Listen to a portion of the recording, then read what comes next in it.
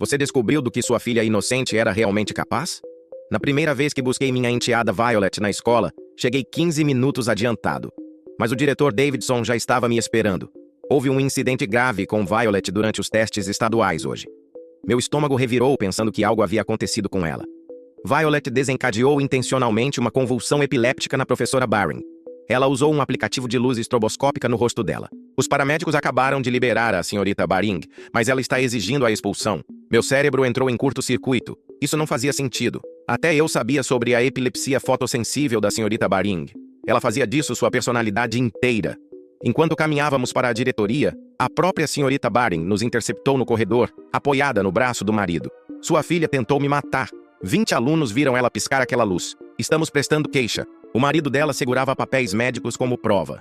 Sua mandíbula estava cerrada. Minhas mãos tremiam. Violet nunca havia machucado ninguém. Ela já chorou por pisar em uma formiga. Na semana passada, me fez parar o carro para salvar uma minhoca da calçada. Através do vidro da diretoria, vi ela naquela enorme cadeira de couro.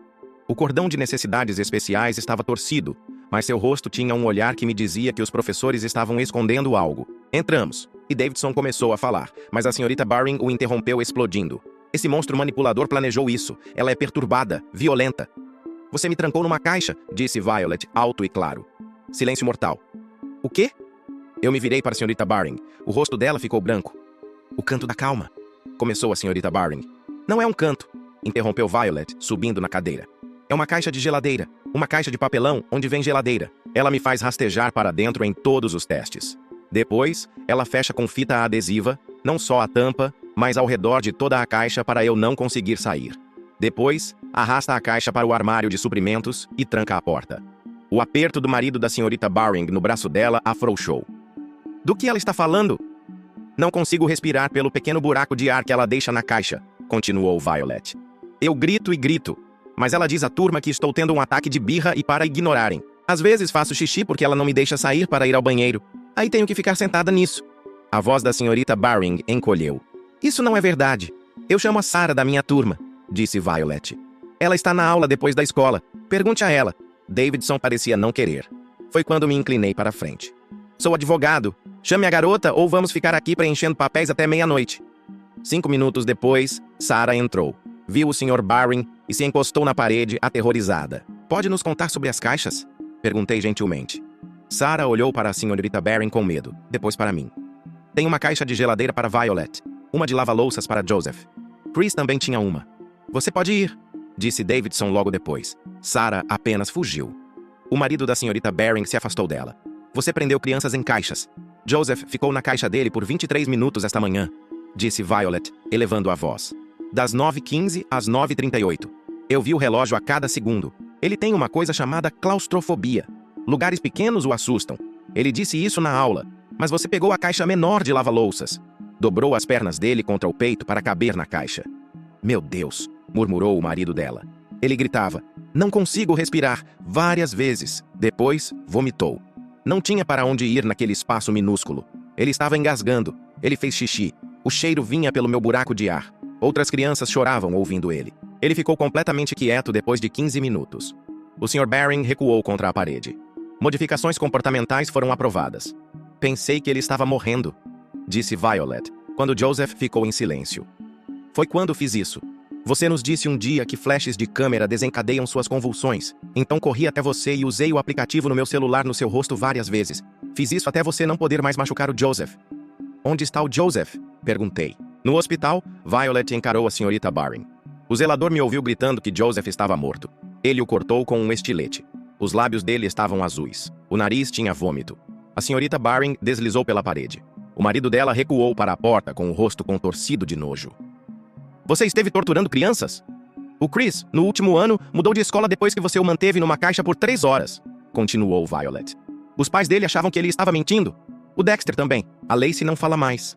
A irmã da Sarah, Emily, está em um hospital psiquiátrico. Você é doente. O marido da senhorita Baring disse a ela. Você é realmente doente? Ele se virou para mim. Podemos prestar queixa contra ela por isso? Certamente podemos. A senhorita Baring estava chorando agora, mas a média da turma nos testes me dava bônus maiores. Bônus. O grito do marido a interrompeu. Você acha que dinheiro vale a pena torturar crianças? Temos 8 carros. O que mais você precisa? Davidson se levantou abruptamente. Preciso verificar aquele armário. No segundo em que ele saiu, a senhorita Baring literalmente rastejou de joelhos.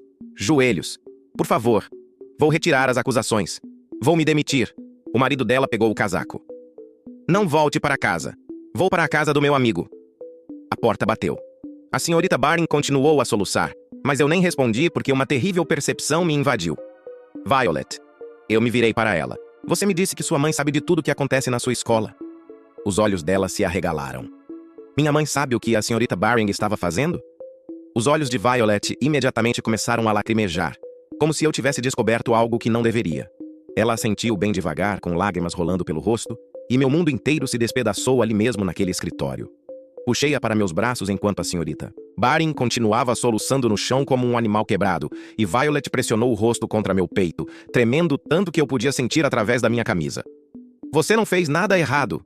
Continuei dizendo isso a ela repetidamente enquanto meu cérebro tentava processar que minha esposa, a mulher com quem fui casado por 3 anos, sabia que as crianças estavam sendo trancadas em caixas e seladas com fita adesiva, e nunca me disse uma palavra sobre isso. Davidson voltou pela porta carregando 3 grandes pedaços planos de papelão que costumavam ser caixas. Fita adesiva ainda grudada nelas em grossas tiras prateadas, e suas mãos tremiam enquanto as segurava para me mostrar os buracos de ar que alguém havia cortado com o que parecia uma faca ou tesoura. Apenas essas pequenas fendas de talvez 5 centímetros de comprimento.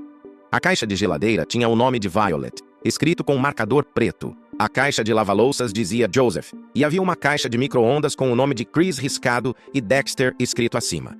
Peguei meu celular com uma mão enquanto ainda segurava Violet e mandei uma mensagem para minha esposa dizendo que precisávamos conversar assim que eu chegasse em casa.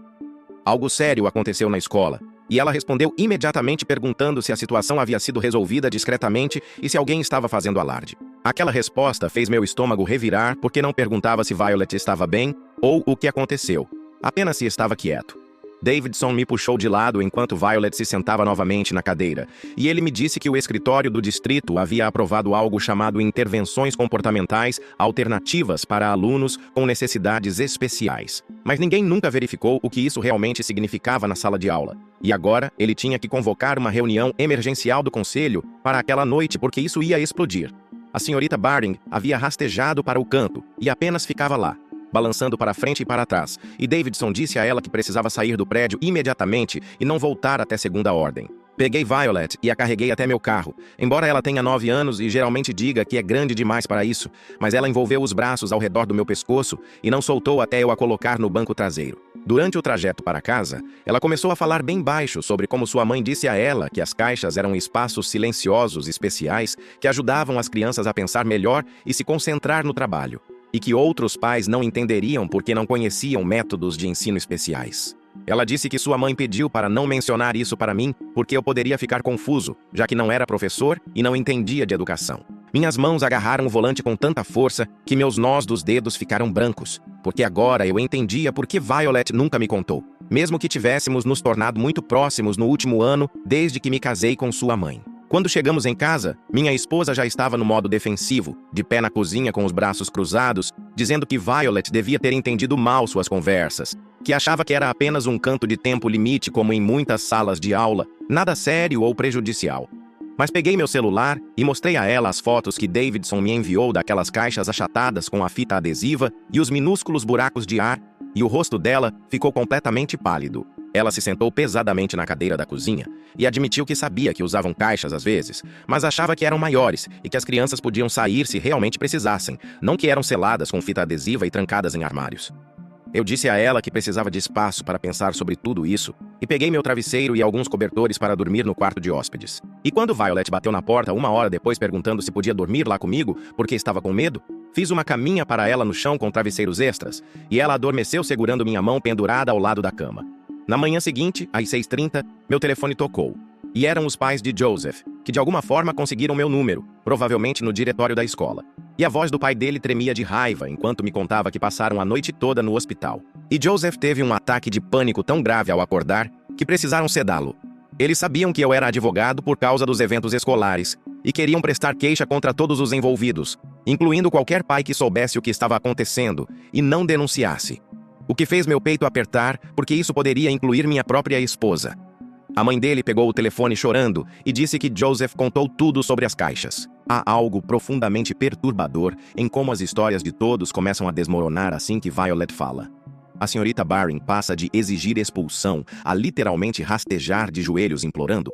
O diretor de repente se lembra de verificar o armário só depois que tudo vem à tona e há quanto tempo isso estava acontecendo. Meses e meses sendo dobrados e selados dentro de caixas sempre que havia um teste ou prova, e eles queriam processar o distrito escolar, a senhorita Baring pessoalmente e qualquer outra pessoa que deixou isso acontecer com seu filho. Eu disse a eles que ajudaria como pudesse, mas que poderia ter um conflito de interesses, e eles disseram que não se importavam. Só queriam alguém que entendesse o que aconteceu e lutasse pelas crianças. Tive que explicar que não podia aceitar o caso deles por causa do conflito, mas dei o número do meu colega que se especializava em direito educacional. E o pai de Joseph segurou minha mão com tanta força que doeu, e disse que seu filho agora não entrava em nenhum espaço pequeno, nem mesmo no armário do quarto, e tinha ataques de pânico toda vez que tentavam colocá-lo no carro. A volta para casa pareceu durar horas com Violet sentada no banco traseiro desenhando no tablet. E quando chegamos lá, minha esposa já estava na cozinha fazendo o jantar como se nada tivesse acontecido. Ela colocou os pratos na mesa e começou a falar sobre como a senhorita Baring havia dito a ela meses atrás que essa era uma técnica aprovada para crianças com necessidades especiais que não lidavam bem com ambientes de teste, e pegou o celular para me mostrar e-mails de um grupo de apoio a pais, onde outras mães discutiam estratégias de contenção para crianças difíceis. Afastei o prato e perguntei diretamente se ela sabia que Violet era selada dentro de caixas de papelão. E ela disse que era apenas um espaço de calma que muitas escolas usam, que eu não entendia porque não estava lá todos os dias lidando com os problemas de Violet. Violet deixou o garfo cair e correu escada acima, e minha esposa continuou rolando o celular, mostrando links para artigos sobre salas sensoriais e cantos silenciosos. Como se isso fosse a mesma coisa que ser selada numa caixa de geladeira com fita adesiva. Na manhã seguinte, ela fez panquecas tentando agir normalmente, mas eu não conseguia olhar para ela. E quando a campainha tocou às 2 da tarde, era Lori Shoring, do Serviço de Proteção à Criança, com uma pasta e uma expressão séria.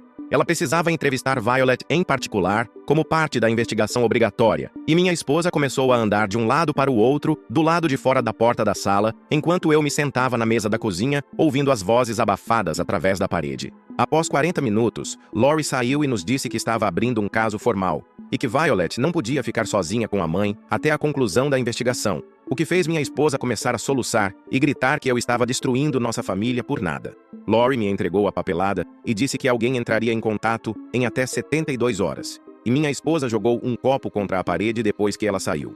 Liguei para meu chefe e tirei uma licença familiar de emergência, enquanto minha esposa fazia as malas e se mudava para a casa da irmã do outro lado da cidade, e a casa parecia estranha e silenciosa sem o barulho constante dela. Violet parecia mais leve de alguma forma, cantando no chuveiro e realmente comendo refeições completas, em vez de beliscar a comida.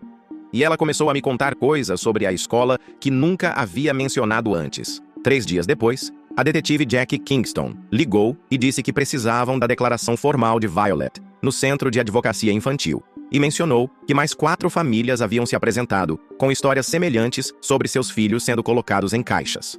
O centro de advocacia tinha brinquedos e cores vibrantes, mas Violet ignorou tudo e sentou-se à mesa com papel e marcadores, desenhando o interior da caixa, enquanto o entrevistador fazia perguntas gentis. Ela desenhou a escuridão com um marcador preto pressionando tão forte que rasgou o papel e mostrou onde ficava o buraco de ar e como ela podia ver um pouquinho de luz pela fresta da porta do armário. E o entrevistador tirou fotos de cada desenho. No caminho para casa, Violet perguntou se teria que ver a mãe dela novamente, e eu não sabia o que dizer. Então apenas disse que resolveríamos isso juntos. Naquela noite, o advogado da minha esposa ligou sobre organizar visitas supervisionadas, e o fato de ela já ter um advogado antes mesmo de o Serviço de Proteção à Criança terminar sua avaliação inicial, me disse que ela sabia exatamente o quão sério isso era desde o início. Fui ao nosso computador compartilhado para encaminhar o e-mail do advogado para meu colega e encontrei uma pasta chamada Coisas da Escola, que nunca havia notado antes, com dezenas de e-mails salvos entre minha esposa e a senhorita Baring, datados de 6 meses atrás. Eles discutiam os desafios comportamentais de Violet e intervenções necessárias. E minha esposa continuava perguntando sobre maneiras de melhorar suas pontuações nos testes, porque o distrito estava ameaçando transferir Violet para outra escola se seus números não melhorassem. Um e-mail da minha esposa dizia o que for preciso para ajudá-la a ter sucesso nos testes estaduais. E a senhorita Baring respondeu que tinha métodos eficazes que garantiam conformidade e os usava com sucesso com outros alunos difíceis. Havia fotos anexadas das caixas, fotos reais que a senhorita Baring enviou para minha esposa, mostrando a caixa de geladeira e a de lava-louças no armário de suprimentos, como se estivesse orgulhosa delas. E minha esposa respondeu com um emoji de positivo. Na manhã seguinte, recebi uma ligação do escritório do distrito escolar, dizendo que precisavam que eu fosse imediatamente para uma reunião importante sobre a situação. Quando cheguei ao prédio do distrito 20 minutos depois, já havia 3 vans de notícias estacionadas do lado de fora, com repórteres montando câmeras na calçada. Dentro da sala de conferências, o superintendente estava sentado à cabeceira da mesa, com 2 advogados e a pessoa de relações públicas do distrito, todos parecendo estressados e cansados. Eles me disseram que a senhorita Baring havia sido demitida com efeito imediato e banida de todas as propriedades escolares para sempre. O superintendente continuava insistindo que nenhum administrador sabia das caixas. Embora eu já tivesse visto e-mails entre Davidson e minha esposa discutindo o assunto meses atrás. Eles queriam que eu assinasse papéis dizendo que não processaria o distrito, nem falaria com a mídia, mas apenas me levantei e saí sem assinar nada. Do lado de fora, os pais de Joseph já estavam falando com os repórteres. O pai dele, segurando papéis médicos enquanto a mãe chorava ao lado. Os registros hospitalares mostravam que Joseph sofreu privação de oxigênio e algo chamado transtorno de estresse agudo por ficar preso naquela caixa por tanto tempo. Os repórteres gravavam tudo, enquanto o pai de Joseph explicava que seu filho ainda não conseguia dormir sem todas as luzes acesas e tinha ataques de pânico sempre que via caixas de papelão. Naquela noite, a história estava em todas as notícias locais com a manchete "Professora prende alunos com necessidades especiais em caixas", em todos os canais. Meu telefone começou a tocar sem parar, com pais da classe de Violet, querendo saber se seus filhos também haviam sido colocados em caixas. Por volta da meia-noite, Violet acordou gritando, encharcada de suor e tremendo tanto que eu mal conseguia segurá-la. Ela molhou a cama, o que não acontecia há anos, e continuava chorando que não conseguia respirar, que as paredes estavam se fechando sobre ela. Isso aconteceu novamente 2 noites depois, e eu sabia que precisávamos de ajuda profissional rápido. Encontrei uma psicóloga infantil chamada Kathy Rupert, especializada em recuperação de traumas, e consegui uma consulta de emergência para Violet no dia seguinte. Durante a primeira sessão, Kathy me pediu para esperar do lado de fora enquanto conversava com Violet sozinha por 1 hora. Quando me chamou de volta, seu rosto estava sério enquanto explicava o que Violet havia contado. Minha esposa dava doces para Violet após o que chamava de dias de caixa, e dizia que ela estava sendo muito corajosa e forte por lidar com isso. Kathy disse que isso era um comportamento clássico de manipulação, usando recompensas para normalizar o abuso e fazer a criança pensar que estava fazendo algo bom ao suportá-lo. Ela disse que Violet havia sido condicionada a aceitar o abuso como normal e até sentir orgulho de sobreviver a ele. Foi quando meu telefone começou a vibrar com mensagens de um número que eu não reconhecia. Era a irmã da minha esposa implorando para que eu respondesse porque minha esposa havia se trancado no banheiro com um frasco de comprimidos, ameaçando se matar. Ela queria que eu largasse tudo e fosse ajudar, mas eu disse a ela para ligar para o 911 e conseguir ajuda profissional para minha esposa, porque minha prioridade era proteger Violet. Ela me chamou de insensível e disse que a família deveria vir em primeiro lugar, mas eu desliguei meu telefone. Na manhã seguinte, um advogado do distrito apareceu na minha porta com uma maleta cheia de papéis e um cheque de 50 mil reais. Ele disse que queriam resolver discretamente com um acordo de confidencialidade que nos impediria de falar sobre o que aconteceu. Eu nem deixei ele terminar sua proposta antes de dizer que não estávamos interessados no dinheiro deles e mandar ele sair da minha propriedade. Ele deixou o cheque na minha porta mesmo assim, mas eu o enviei de volta ao escritório do distrito no mesmo dia. 1 semana depois, o zelador que cortou Joseph da caixa me contatou dizendo que tinha algo importante para me mostrar. Ele salvou imagens de segurança da câmera do corredor que mostravam a senhorita Baring arrastando as caixas para o armário de suprimentos várias vezes ao longo de vários meses. O carimbo de tempo no incidente de Joseph mostrava que ele esteve na caixa por 27 minutos, não os 23 que Violet havia contado, porque o vídeo começou a gravar antes que Violet pudesse ver o relógio da sua caixa. A detetive Kingston me ligou naquela tarde para dizer que estavam adicionando acusações de colocação de criança em perigo ao caso, e a promotora, Lynn Wertz, queria buscar acusações criminais que poderiam significar um tempo considerável de prisão para a senhorita Baring. Ela disse que tinham evidências suficientes entre os vídeos, os e-mails e os testemunhos de vários alunos para construir um caso forte.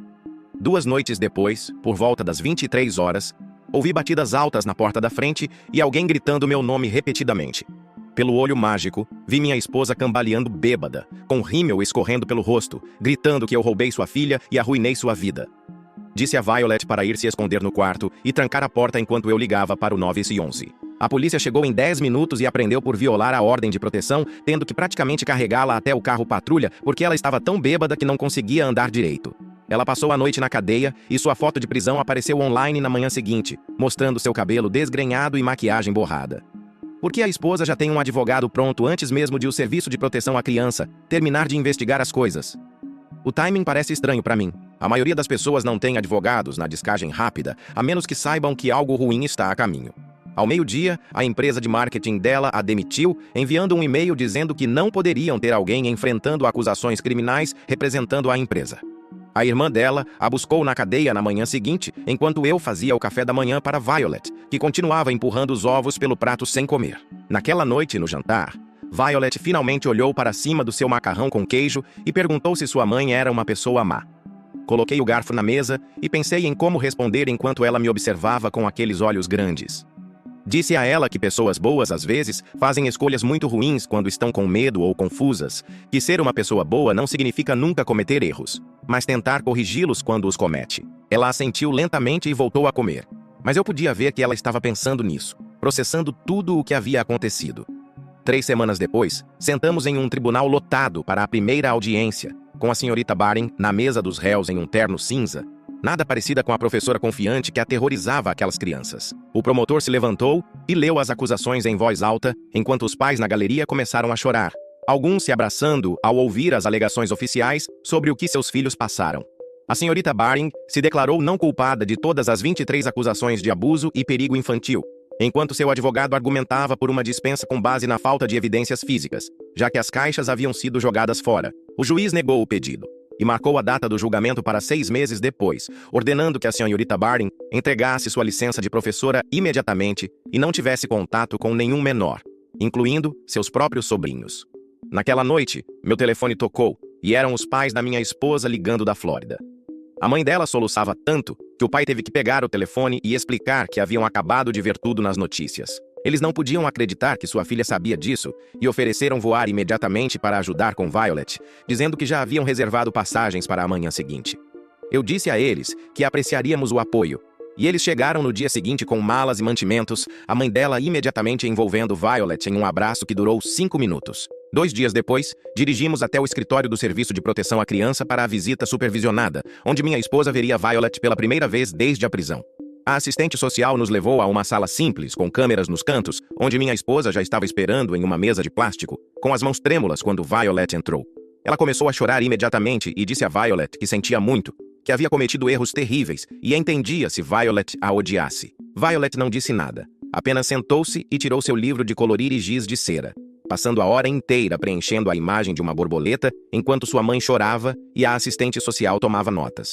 No caminho para casa, Violet perguntou se podíamos parar para tomar sorvete e sentamos no carro comendo casquinhas de chocolate enquanto ela me dizia que a borboleta era para Joseph, porque borboletas significam transformação e cura. Na manhã seguinte, dirigi até o escritório do meu advogado e pedi custódia de emergência e divórcio, simultaneamente, após descobrir pelo promotor que minha esposa havia contatado o advogado da senhorita Baring sobre coordenar suas estratégias de defesa. A traição parecia uma faca no peito enquanto assinava papel após papel, meu advogado explicando que a tentativa de coordenação ajudaria significativamente nosso caso de custódia. Naquela mesma tarde, as notícias locais relataram que o diretor Davidson havia renunciado repentinamente após e-mails surgirem mostrando que ele disse à senhorita Baring para lidar com os problemas discretamente quando os pais reclamaram de seus métodos. O conselho escolar realizou uma reunião de emergência naquela noite, prometendo uma investigação completa sobre quem sabia o que e quando, com pais exigindo respostas sobre como isso pôde acontecer por tanto tempo. Durante a próxima sessão de terapia de Violet, ela contou a Katie sobre tentar contar à mãe várias vezes sobre as caixas, mas ser informada de que estava sendo dramática e inventando coisas para chamar a atenção. Katie me explicou depois que isso era uma invalidação clássica de vítimas de abuso e exigiria um trabalho extenso para ajudar Violet a confiar em adultos novamente. Ela me deu planilhas para fazer com Violet em casa sobre identificar adultos confiáveis e entender que ela merecia ser acreditada quando algo ruim acontecesse com ela. 3 dias depois, o promotor ligou para me dizer que 3 professores haviam se apresentado, admitindo que ouviram crianças chorando do armário de suprimentos. Mas a senhorita Baring disse a eles que era aprovado pela administração para alunos com necessidades especiais. Todos foram colocados em licença administrativa enquanto a investigação prosseguia. enquanto o sindicato se apressava para se distanciar deles, divulgando um comunicado sobre seu compromisso com a segurança dos alunos. Os professores afirmaram que achavam que era legítimo porque Davidson havia assinado o plano de modificação de comportamento da senhorita Baring, mas ninguém conseguia encontrar nenhuma documentação real de aprovação. Enquanto isso, a família de Joseph entrou com uma ação civil, nomeando o distrito escolar, a senhorita Baring e pais coniventes como réus, buscando indenizações por custos médicos e trauma. O oficial de justiça apareceu na casa da irmã da minha esposa com os papéis, que nomeavam especificamente minha esposa, como alguém que sabia e permitiu o abuso através do comitê de pais. Durante a descoberta para esse caso, o advogado encontrou e-mails mostrando que minha esposa estava em um comitê consultivo de pais que se reunia com a senhorita Baring mensalmente para discutir gerenciamento de sala de aula. Os e-mails revelaram que ela ajudou a arrecadar fundos para suprimentos de sala, incluindo a compra das caixas de geladeira e lava-louças, até sugerindo que conseguissem caixas resistentes que durassem o ano escolar inteiro. A pior parte foi ver aqueles pedidos de compra com a assinatura da minha esposa ao lado das dimensões das caixas. 3 semanas depois, levei Violet para sua primeira sessão de terapia no Centro de Saúde Mental do Condado. A terapeuta tinha uma grande sala com materiais de arte por toda parte e me disse para esperar do lado de fora. 20 minutos depois, ouvi um estrondo e depois gritos. Corri para dentro e encontrei Violet jogando pedaços de argila na parede, enquanto a terapeuta apenas sentava lá calmamente tomando notas. Ela estava gritando que mães deveriam proteger as crianças, não ajudar professoras a machucá-las. A terapeuta acenou para que eu os deixasse sozinhos, então voltei para a sala de espera. 1 hora depois, Violet saiu com os olhos vermelhos e argila sob as unhas, mas segurou minha mão mais forte do que nunca. Naquela mesma tarde, o escritório do promotor ligou sobre o caso da senhorita Baring. O promotor disse que ofereceram a ela 18 meses se ela testemunhasse sobre quem mais sabia das caixas. O advogado dela estava considerando, mas queria negociar para 12 meses. Eu disse a eles que 18 meses não eram suficientes por torturar crianças, mas eles disseram que era melhor do que arriscar um julgamento onde ela poderia não pegar nada. 2 dias depois, tivemos nossa própria audiência sobre custódia. O juiz ordenou que minha esposa passasse por uma avaliação de saúde mental antes de quaisquer visitas não supervisionadas. O avaliador passou 3 horas com ela, e mais 1 hora me entrevistando. O relatório dele voltou dizendo que ela mostrava tendências narcisistas e tinha dificuldade em aceitar responsabilidade por suas ações. Ele recomendou pelo menos 6 meses de terapia antes de considerar contato não supervisionado. O advogado da minha esposa tentou argumentar que a avaliação era tendenciosa, mas o juiz ficou do lado do avaliador. Naquele fim de semana, tive que empacotar nossa casa porque o divórcio significava vendê-la. Violet me ajudou a embrulhar pratos em jornal, enquanto eu tentava explicar por que estávamos nos mudando para um apartamento menor do outro lado da cidade. Ela apenas deu de ombros e disse que não se importava, desde que as portas não trancassem por fora. Isso me atingiu forte. Ela vinha verificando todas as portas da nossa casa desde o incidente da caixa, garantindo que nenhuma pudesse prendê-la. O novo apartamento tinha maçanetas normais que ela podia abrir por dentro, o que parecia acalmá-la. A senhorita Baring aceitou o acordo na segunda-feira seguinte. Seu advogado apresentou uma lista de 23 pessoas que sabiam das caixas, incluindo 7 pais, 4 professores, 2 administradores e o conselheiro escolar. O nome da minha esposa estava destacado com documentação, mostrando que ela participava de reuniões mensais, onde a senhorita Baring discutia suas técnicas de gerenciamento de sala de aula. Havia até atas de reuniões onde minha esposa sugeriu comprar fita adesiva industrial porque a fita comum não era forte o suficiente. Enquanto isso, as notícias divulgaram que o distrito escolar resolveu a ação da família de Joseph. Ninguém confirmou o valor, mas uma fonte no tribunal disse que foi mais de 2.000 reais. O pai de Joseph postou nas redes sociais que estavam se mudando para outro estado para começar de novo. Sua postagem tinha uma foto de Joseph sorrindo pela primeira vez desde o incidente, mas dava para ver que ele ainda tinha olheiras escuras.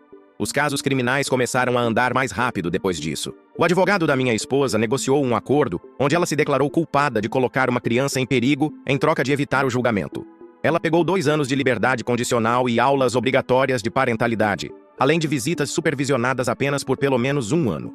O juiz deixou claro que qualquer violação significaria prisão imediata.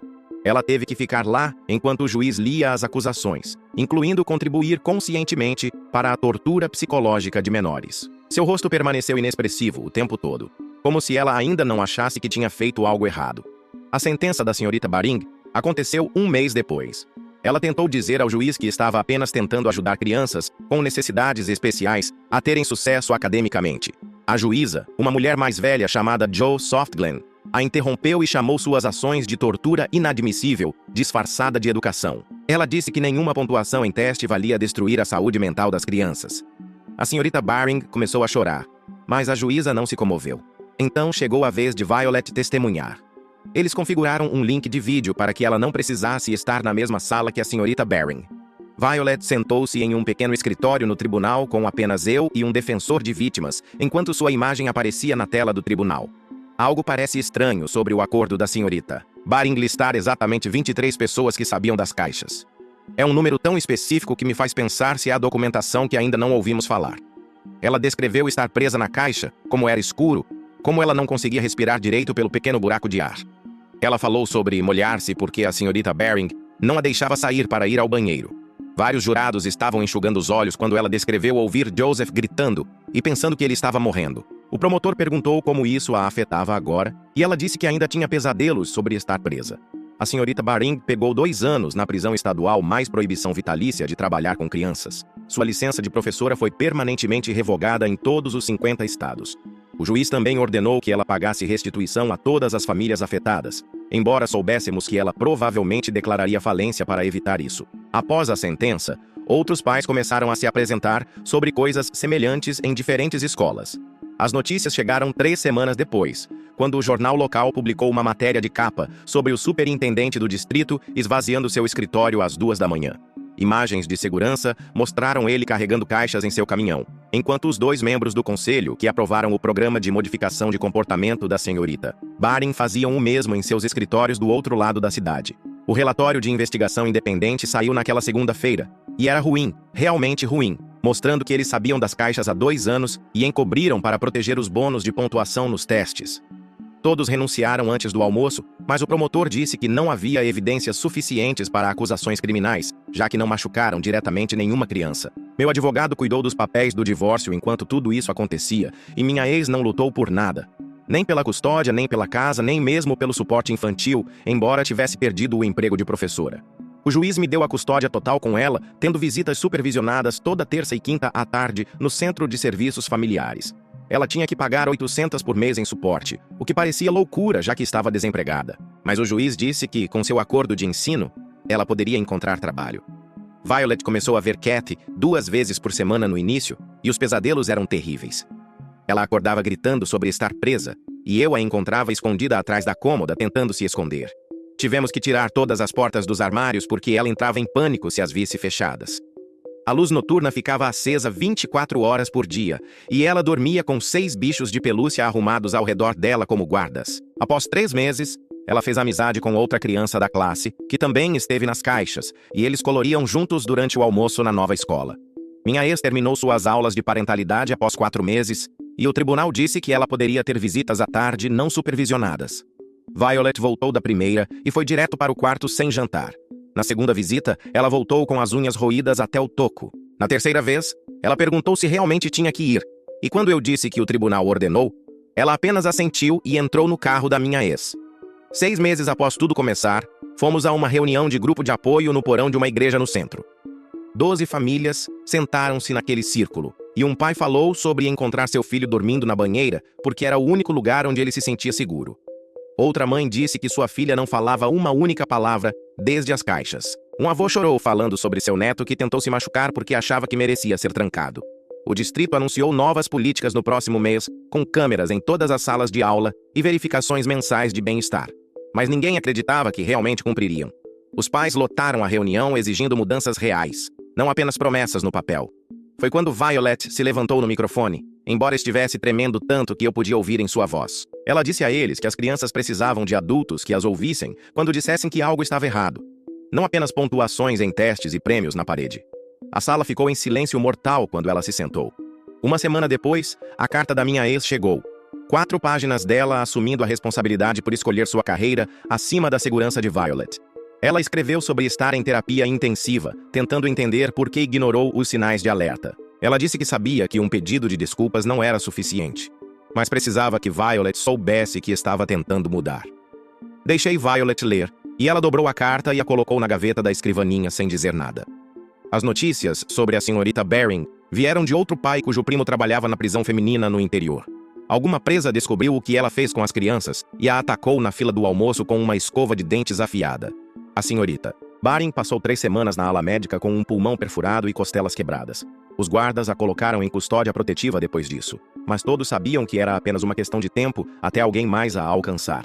Um ano inteiro se passou, e Violet estava indo melhor na nova escola, onde seu plano educacional individual dizia especificamente que nunca deveria haver isolamento por nenhum motivo. Ela ainda via Cat toda semana, mas apenas às quartas agora. Os pesadelos pararam na maior parte, exceto quando havia tempestades, porque os trovões a lembravam da senhorita Baring batendo na caixa quando queria silêncio. Sua nova professora enviava bilhetes para casa sobre como ela estava indo bem na leitura e como ajudava outras crianças com matemática.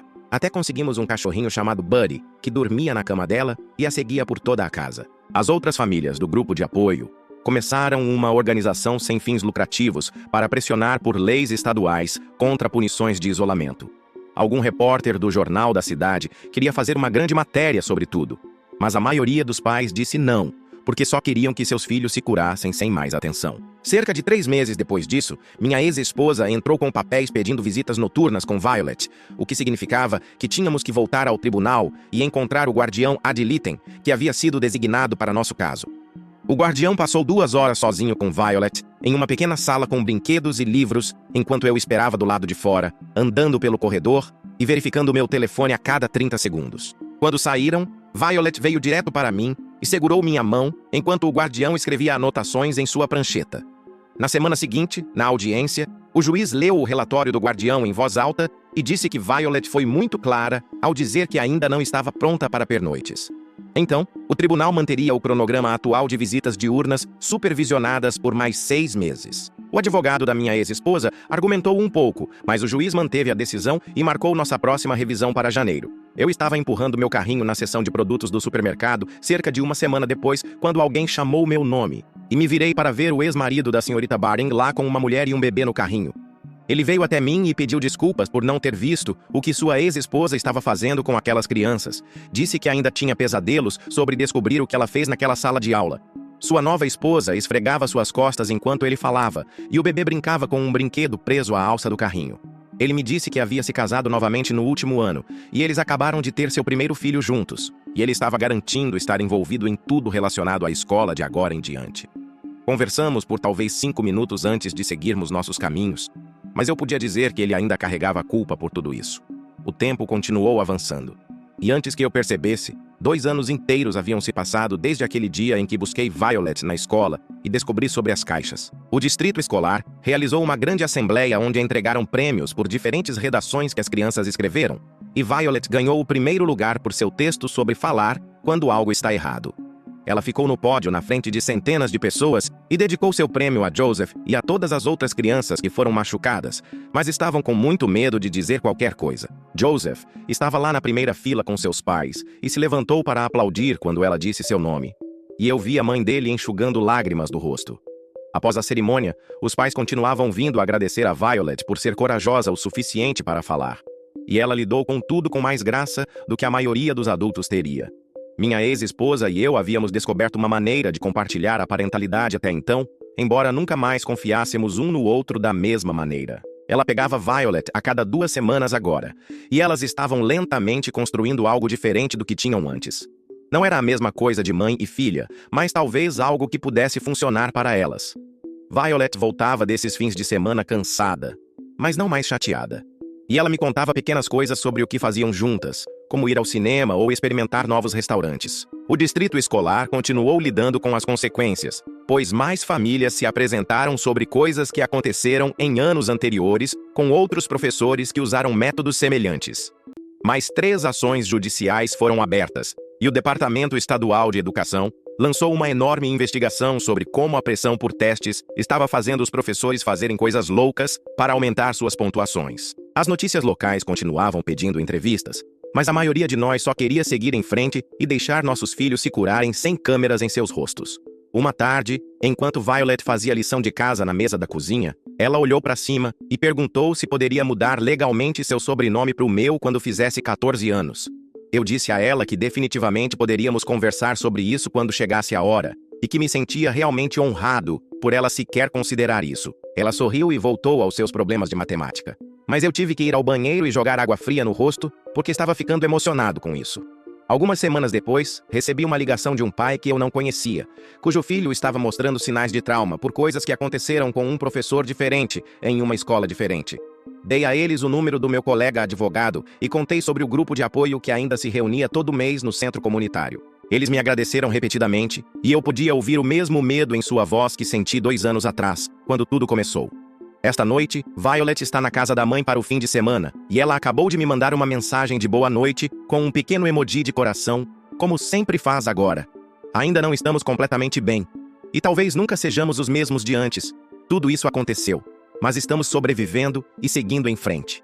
E agora, isso parece suficiente. Obrigado por me acompanhar em todas as minhas dúvidas e questionamentos. Se você chegou até aqui, deixe sua opinião nos comentários, curta e compartilhe. Se inscreva no canal, ative o sininho e não perca nenhuma atualização.